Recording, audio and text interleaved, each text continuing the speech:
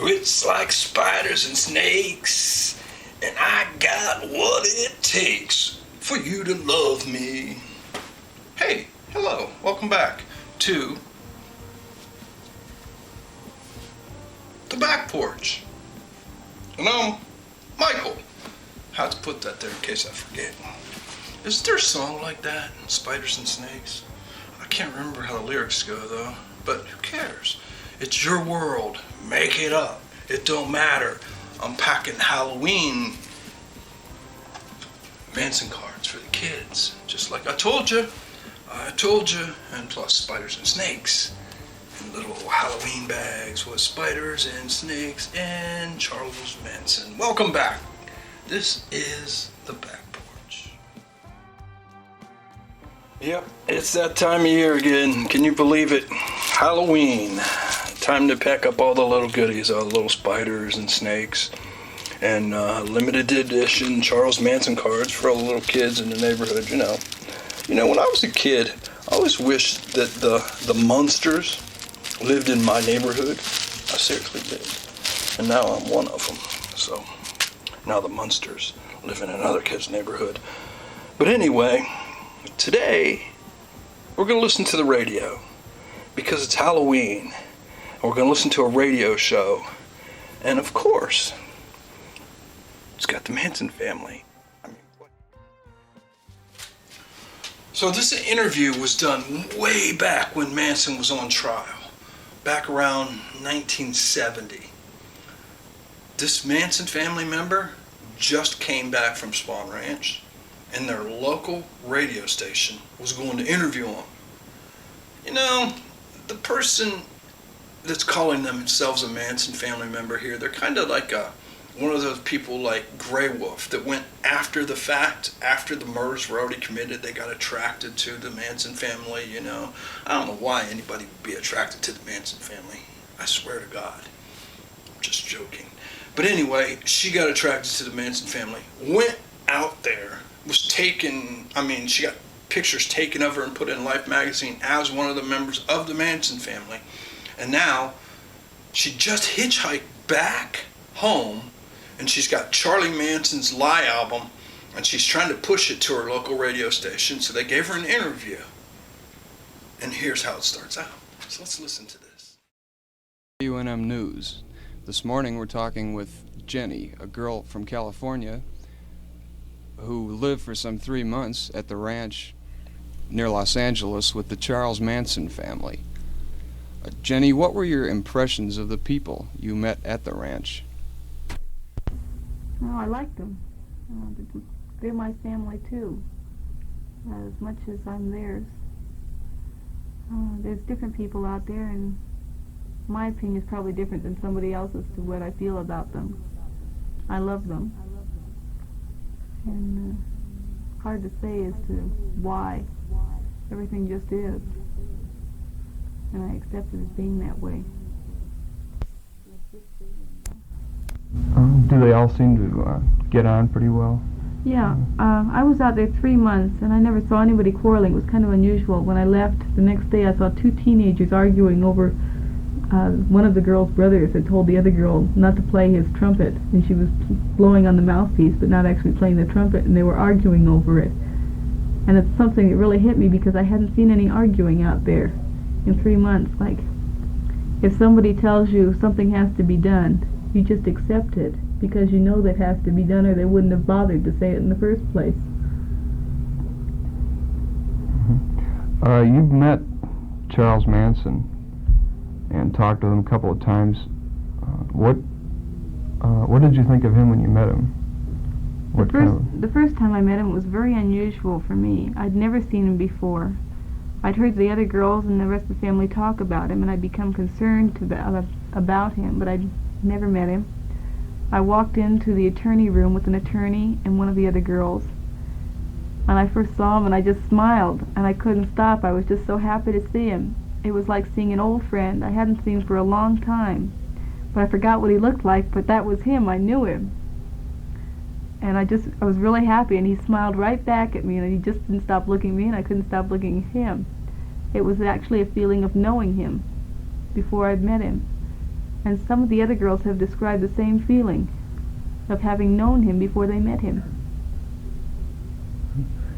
Yeah, it's been mentioned several times that, or theorized, I guess, that he has some sort of hypnotic power, I guess you'd call it, over the people in the family. No. There's an article coming out in Argosy magazine about a guy who says that Charlie kind of hypnotized him to giving up everything he had. Well, I can say that's not true of me, because I kind of gave the family my car and said, here it is, it's yours, before I ever met Charlie. I knew they needed it, and I knew they were in a jam, and I didn't need it, and that's the way it was going to be. And I just said, here it is, take it, and they did. And I ended up moving out with them about a week or two later. And I've made it legal. I signed the car over to them before I left. And I'm going back. I'm going to go do everything I want to do. And then I'm going back to the ranch so I won't ever have to leave again. I won't decide, well, I want to go off doing this or I want to go off doing that, because I'm going to settle down with them. Oh, right now you're traveling around, on your way to the East Coast, stopping off at places and telling people about the family and about this record here. I want to turn as many people on to this record as I can. It's a totally different person you see in Charlie's singing than what you read in the paper. When I first heard one of his songs, it was Your Home Is Where You're Happy. I heard it Christmas Day. And I said, well, this just isn't the person I've read about in the paper. And people don't realize they're getting a one-sided view.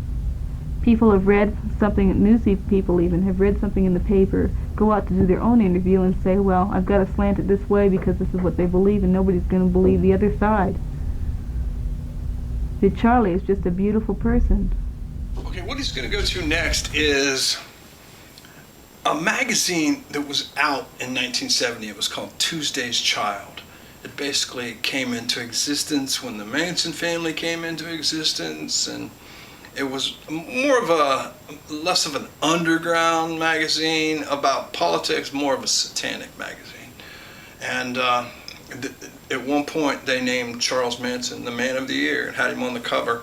Well, he's talking about an article where they did an interview with Charles Manson from another where he was hanging on the cross, like on the cover on this one.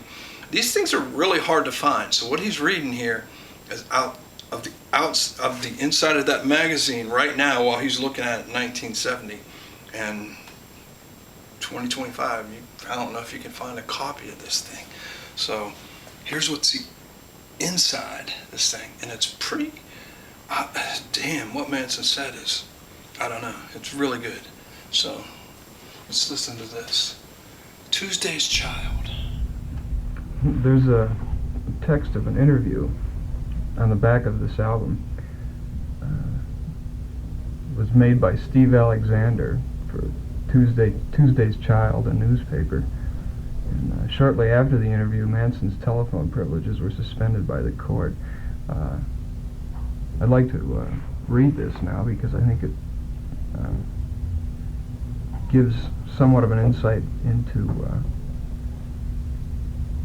Charles Manson's personality, what he's like. Manson starts out by saying, when you look at things in a positive manner, everything can work out perfect. You know, like as fast as man can go, he is destroying everything he can destroy. The pace that he's picked up in sawing the trees down, killing the animals, and shooting everything. You know, I go live out in the desert and I see a lot of madness. I see big fat people coming around with guns, shooting lizards, spiders, birds, anything they can get their hands on. Just killing and killing. They're all programmed to kill.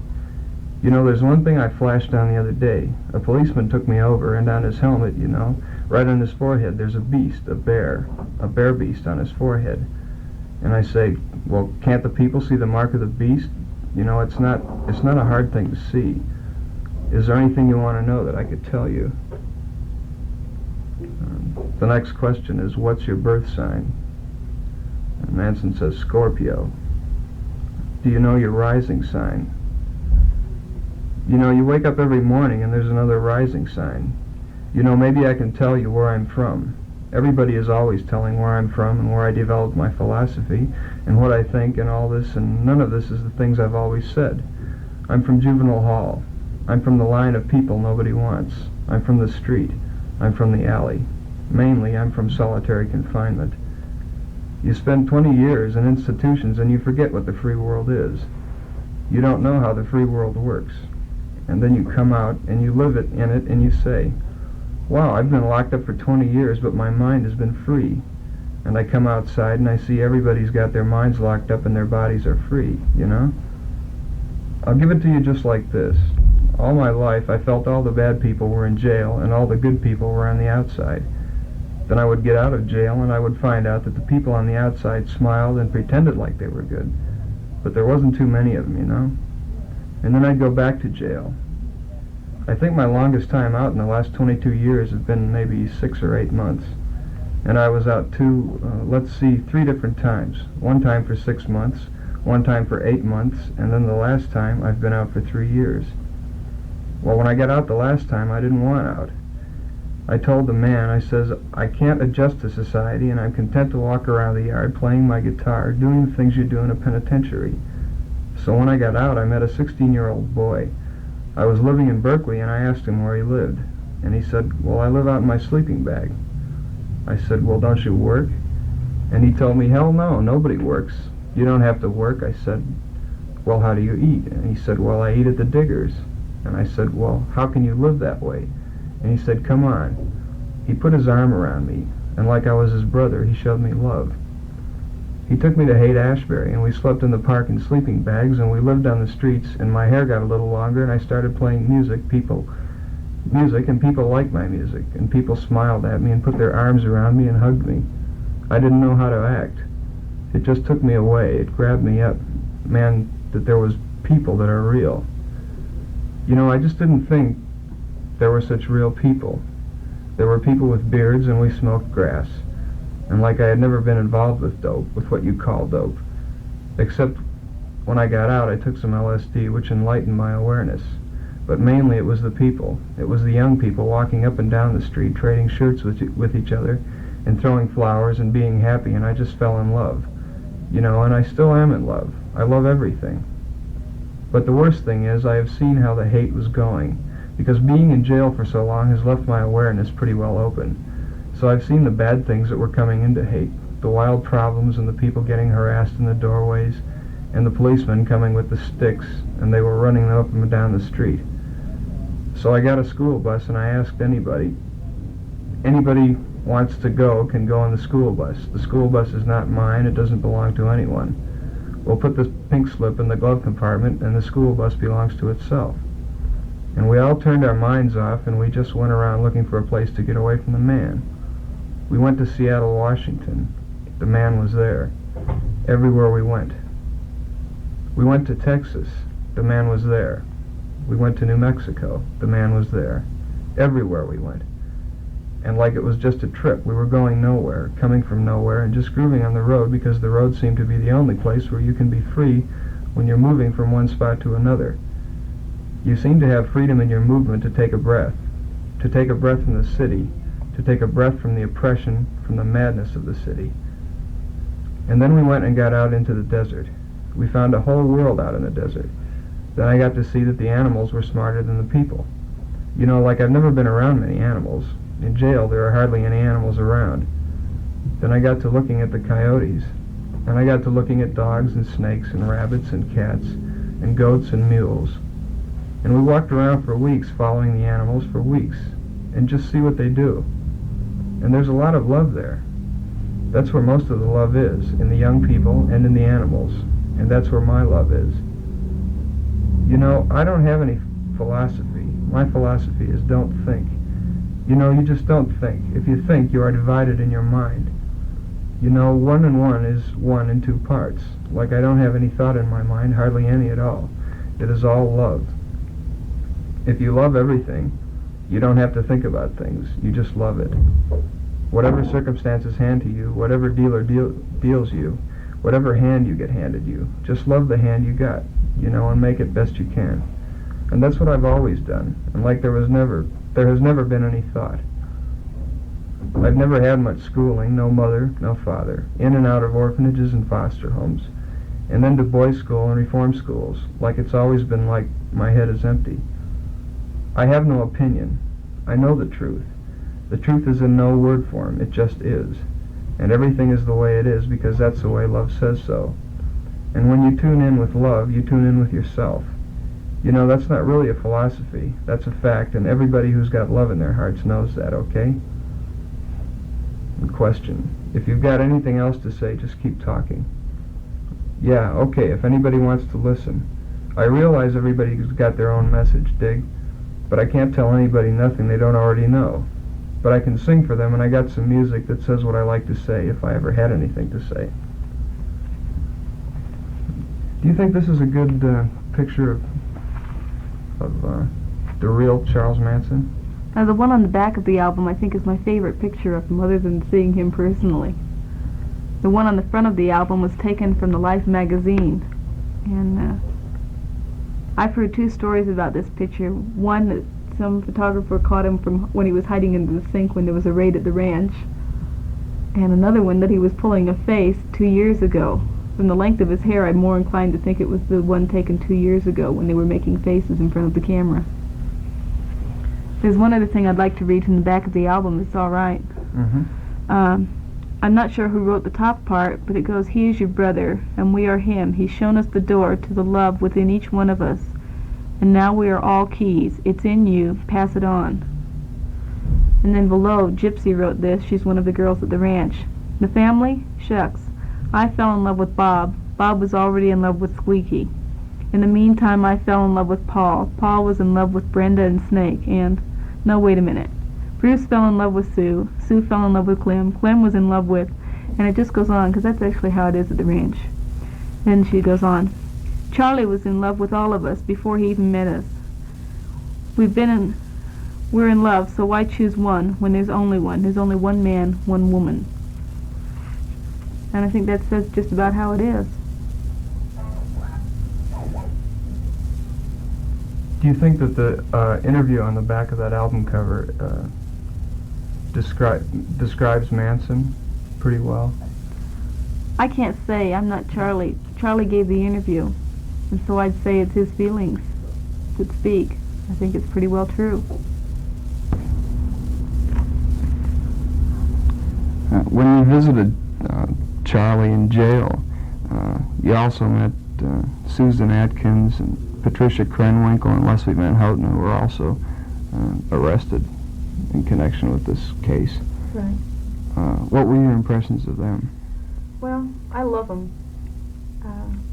I can give one example of Katie. Paul went to see her one time after she'd come up with this story and said, "Sadie, what are you doing?" And this is Susan Atkins, and she said, "It's a play and I'm the star." And she was having a lot of fun. And that's her. It's all fun and games. It is with everybody, I guess. You just have to kind of roll with the punches that they deliver to us. But when I saw the three of them together, I was with Kathy, one of the other girls from the ranch, and their attorneys, and we were smuggling candy bars to them under the table because they're not allowed to have candy bars in jail. And we were just talking about what was going on at the ranch, how the horses were, how George was, different people saying hello for everybody, and just joking and giggling. And that's the only attitude I've seen from them. I've only met these girls once, and I love them. Well, what do you think the situation is now in regards to the trial? When I left, Judge Keene had just disqualified himself as judge. I'm rather glad about that myself. I remember hearing something similar to him saying, "This is my court and my laws," one time. I'm not sure I'm quoting him correctly. I may not be. But that was my understanding of what he had said. He had taken Charlie's privileges away from him to defend himself. And he had originally judged Charlie quite able to defend himself, and yet he changed his mind about it. He then gave Charlie an attorney, court appointed, who immediately set out to see if Charlie could go on psychiatric thing and see if he could be not guilty for that reason. And about that time, Charlie asked for his own attorney, and he asked for Ron Hughes, who was a good friend. This is how it stands right now. Ron Hughes is his attorney. Day Shin, who's been working with the family on music, representing family jams to get the record out, is now Susan Atkins' attorney. I've met two of the other attorneys. Al Reiner, I think he's either Leslie's attorney or Katie's attorney, I'm not sure which, and Paul Fitzgerald. This record here was it recorded entirely by Charlie?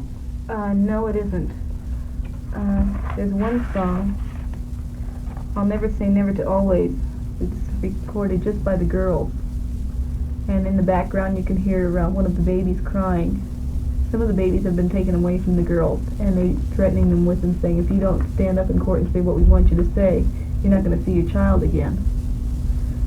And we've taken precautions with the one that we have left to make sure they didn't do this to the other girl. The girls do sing this, and you can't hear the baby in the background. He was there at the time of the recording. Mm-hmm. Well, where was this recorded? It was recorded by Phil Kaufman. Most of them were recorded when Charlie was out of jail over the last 3 years, put on tapes. And the tapes were transferred over to the records, which Phil did. And I think he did a pretty good job of it. They're all Charlie's songs, and he sings almost all of them. Was there any trouble producing the record? Yes, a lot. Because of the... But it was wanted, and it is selling now. We went to the major record companies, and they said that they didn't want to handle it. There was too much bad publicity. They didn't care about the money. They knew it would sell, but it was going to put a bad name on their company. I'd like to plug it if it's okay. Anybody who wants to write for the record, it's $4 1/4 and $1/4 handling tax. And the address is A Joint Venture, Box 4657, North Hollywood, California. The zip code is 91607. About the ranch again, what was the ranch itself like? About how big is it? Well, if you count our 3 donkeys and our our ponies, we've got about 60 head of horses out there. The ranch belongs to a man who is 81 years old and blind. His name is George Spahn.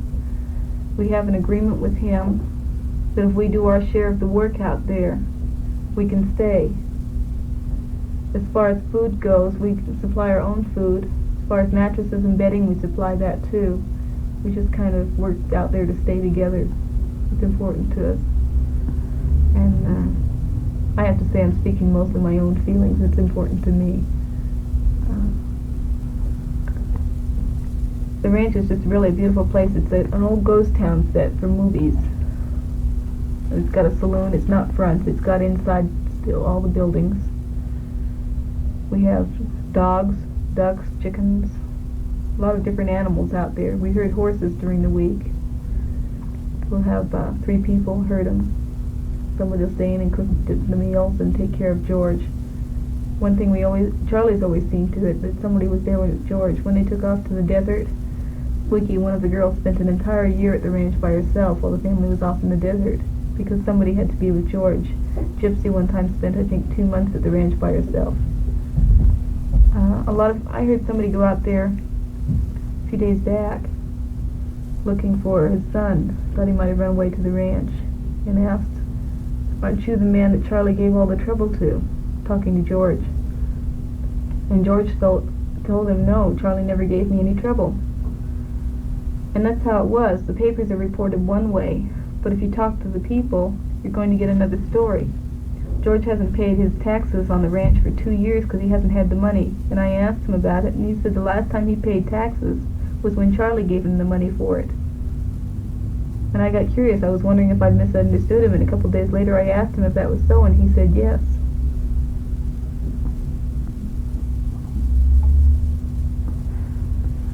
Okay, well, I guess that's about all the time we have right now. I want to thank you for coming in and giving us giving us this interview today. And I'd like to wish you good luck with your hitchhiking. Thank you. I'd like to see this record out. If you can ever get it on your station, I'd appreciate it.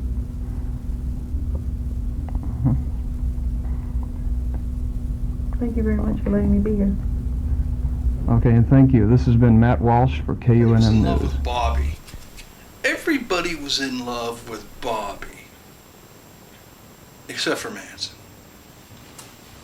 Was Manson really in love with Bobby? A lot of other people were, though. So, I want to get back to doing my Halloween cards. You like them? If you like them enough, you can have one, actually. All you got to do is pay for the postage on the thing, and I'll send it to you. All you got to do is go to the website. They're on there. Check them out. I made another members video on the website, too. The address should be somewhere here on the screen. I don't know. There. And check them out.